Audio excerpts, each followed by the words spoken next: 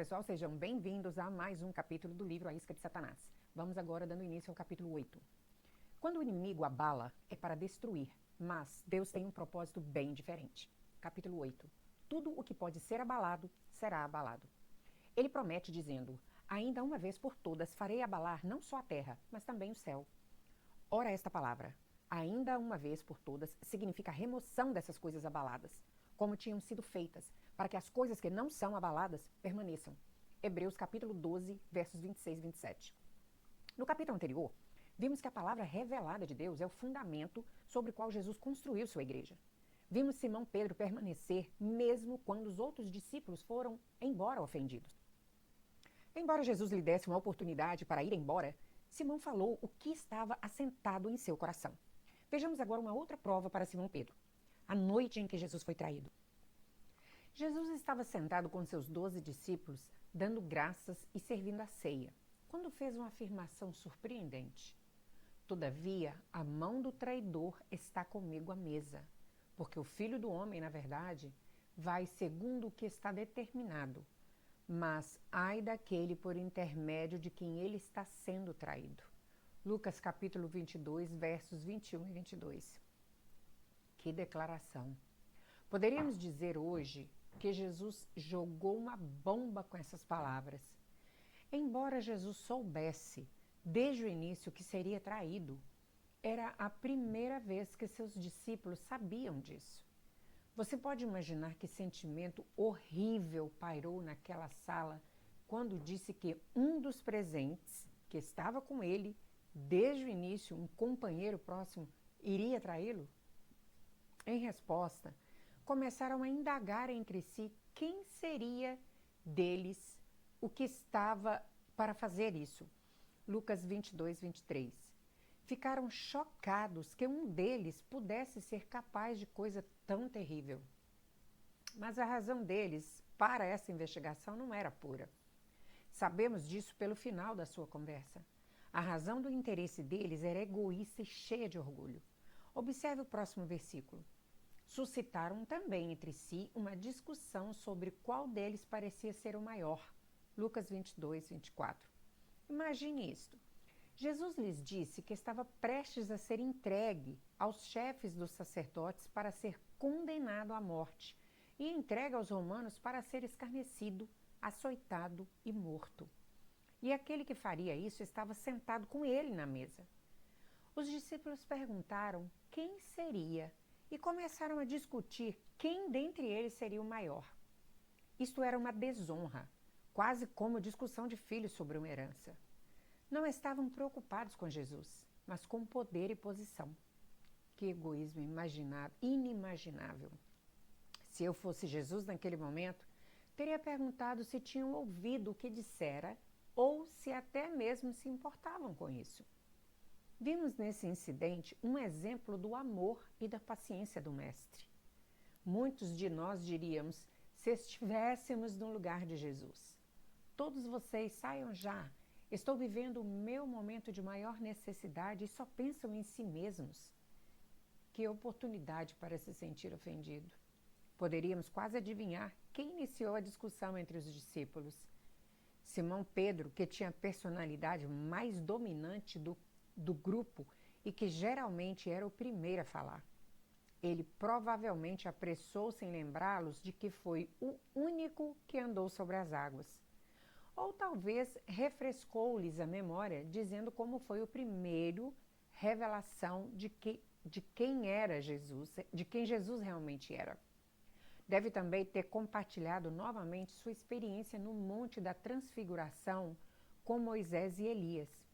Estava bem confiante de que era o maior dos 12. Mas sua confiança não era plantada no amor. Ao contrário, era ancorada no orgulho. Jesus olhou para todos eles e disse que estavam agindo como homens e não como filhos do rei.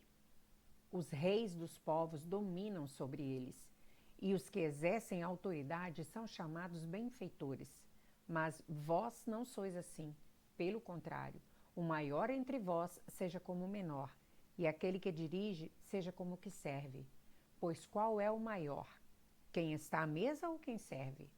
porventura não é quem está à mesa?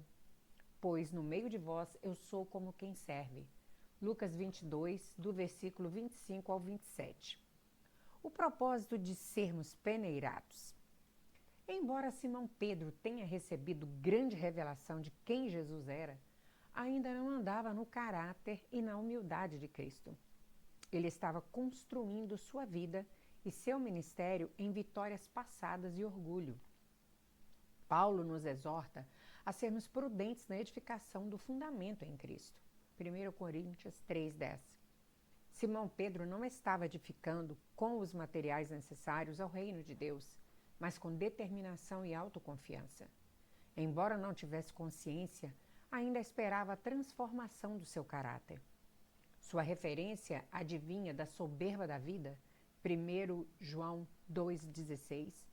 O orgulho nunca seria forte o suficiente para capacitá-lo a cumprir seu destino em Cristo. Se não fosse removido, poderia destruí-lo. O orgulho era a mesma falha de caráter encontrada em Lúcifer, o querubim ungido de Deus, causando sua queda. Ezequiel 28, do 11 ao 19. Note que Jesus disse a Simão Pedro: Simão, Simão, eis que Satanás vos reclamou para vós peneirar como trigo. Lucas 22, 31. O orgulho abriu as portas para o inimigo entrar e peneirar Simão?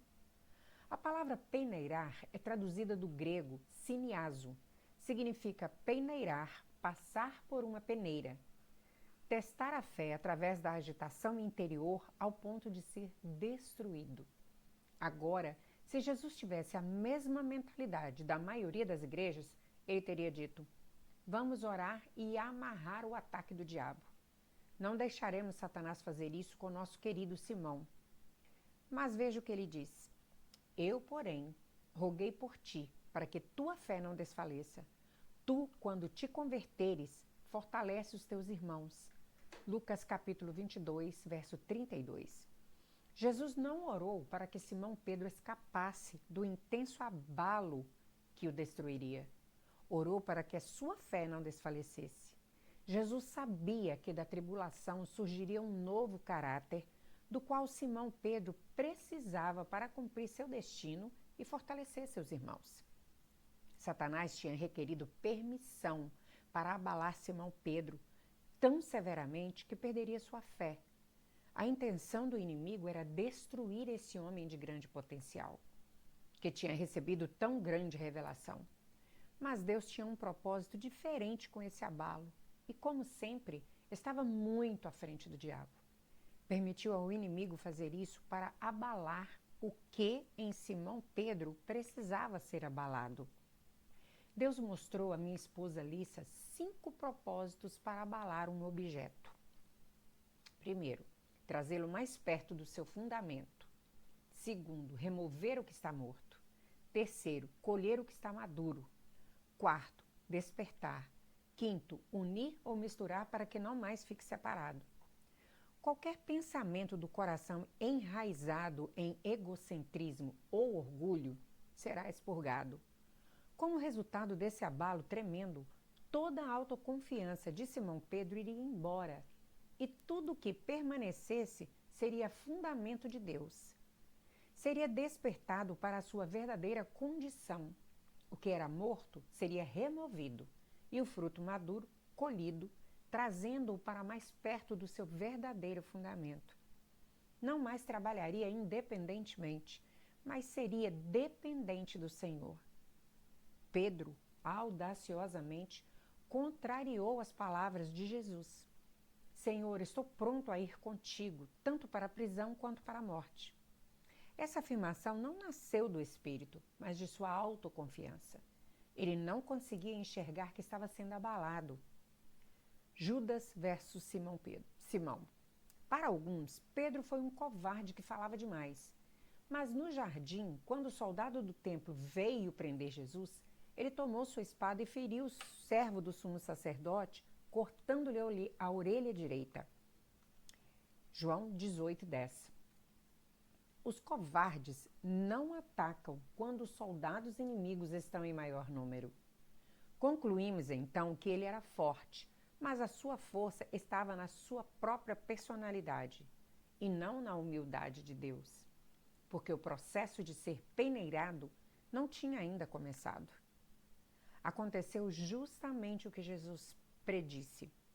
O mesmo Simão Pedro, ousado e forte, pronto para morrer por Jesus, tomando a espada no jardim cheio de soldados, foi confrontado por uma insignificante serva. Ele foi intimado por ela e negou que conhecia Jesus. Alguns acham que são as grandes coisas que fazem com que os homens tropecem. Geralmente, são as menores que mais os abalam. Isso mostra a futilidade da autoconfiança. Pedro negou Jesus por mais 2 vezes. Imediatamente o galo cantou e Pedro se retirou e chorou amargamente. Ele foi abalado pela sua autoconfiança e acreditou que nunca mais se levantaria. Tudo o que restou, embora não estivesse consciente disso, foi o que o Espírito Santo lhe revelara. Inclusive, Simão Pedro e Judas eram parecidos em várias coisas. Ambos rejeitaram Jesus nos últimos dias mais importantes de suas vidas. Mesmo assim, esses 2 homens tinham uma diferença fundamental. Judas nunca desejou conhecer Jesus da forma como Simão. Judas não estava fundamentado nele. Parecia que ele amava Jesus, uma vez que largou tudo para segui-lo, viajar em sua companhia e até mesmo sofrer perseguição. Expulsou demônios, curou os enfermos e pregou o Evangelho. Lembre-se de que Jesus enviou os 12 para pregar, curar e libertar, e não só 11. Mas seu sacrifício não vinha do seu amor por Jesus ou da revelação de quem ele era. Judas tinha desde o início seus próprios planos. Nunca se arrependeu de seus motivos egoístas. Seu caráter é revelado com a seguinte afirmação: que me quereis dar? E eu, 26:15. Ele mentiu e bajulou para ganhar a vantagem. Mateus 26:25. Ele pegou o dinheiro da tesouraria do ministério de Jesus para uso pessoal. E por aí vai. Ele nunca conheceu o Senhor, mesmo tendo passado 3 anos e meio em sua companhia. Ambos, Pedro e Judas, entristeceram-se pelo que haviam feito. Mas Judas não tinha o mesmo fundamento que Pedro, porque ele nunca teve sede de conhecer Jesus. Jesus não lhe foi revelado. Se Judas tivesse revelação de Jesus, nunca poderia tê-lo traído. Quando uma forte tormenta atacou sua vida, tudo foi abalado e levado pelo vento. Veja o que aconteceu. Então Judas, que o traiu, vendo que Jesus fora condenado, tocado de remorso, devolveu as 30 moedas de prata aos principais sacerdotes e aos anciãos, dizendo: pequei contra sangue inocente. Eles, porém, responderam: que nos importa?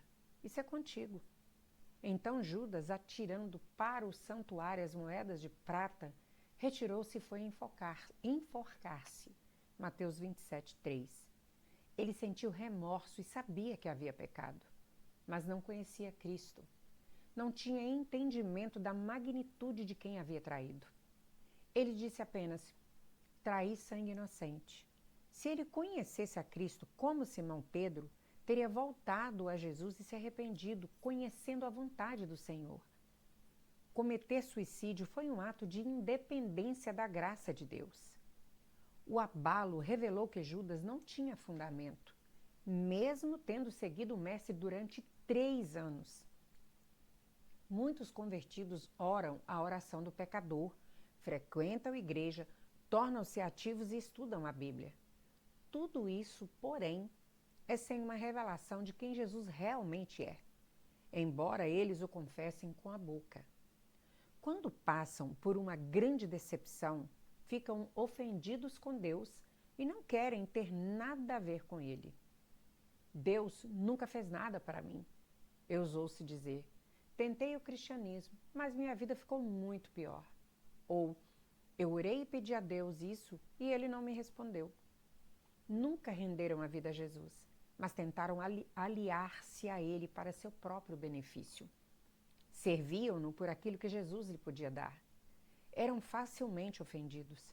Aqui está a descrição de Jesus sobre eles, os quais, ouvindo a palavra, logo a receberam com alegria, mas eles não têm raiz em si mesmos, sendo antes de pouca duração. Em lhes chegando a angústia ou a perseguição por causa da palavra, logo se escandalizam. Marcos 4, 16 e 17. Ok, pessoal, vamos dividir esse capítulo e vejo vocês na parte final do capítulo número 8. E você que está me ouvindo, se ainda não é inscrito no nosso canal, aproveita, corre lá e se inscreva agora. Te vejo daqui a pouco. Até lá.